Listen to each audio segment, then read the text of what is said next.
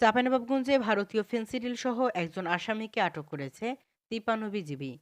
Border guard Bangladesh সীমান্তে নিশ্চিত নিরাপত্তা নিশ্চিত করার পাশাপাশি অস্ত্র ও মাদকদ্রব্য সহ অন্যান্য অবৈধ মালামাল চোরাচালান বন্ধে সীমান্ত এলাকায় নিয়মিত টহল পরিচালনা এবং বিশেষ টহলের মাধ্যমে নিরাপত্তা জোরদার করেছে।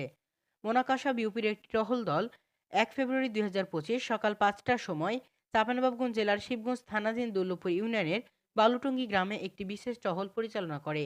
টহল দল টহল পরিচালনা করার সময় গোপন তথ্যের ভিত্তিতে জানতে পারে বালুটঙ্গী গ্রামের মাঠের মধ্য দিয়ে মাদক চোরাচালান হওয়ার সম্ভাবনা রয়েছে।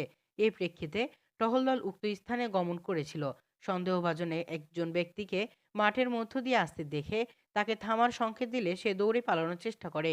টহল দল তাকে ধাওয়া করে মোহাম্মদ জাহাঙ্গীর, পিতা মোহাম্মদ সোহরাব, গ্রাম সাহাপাড়া, পোস্ট সাহাপাড়া, থানা শিবগঞ্জ, জেলা চাঁপাইনবাবগঞ্জ এই ব্যক্তিকে আটক করে।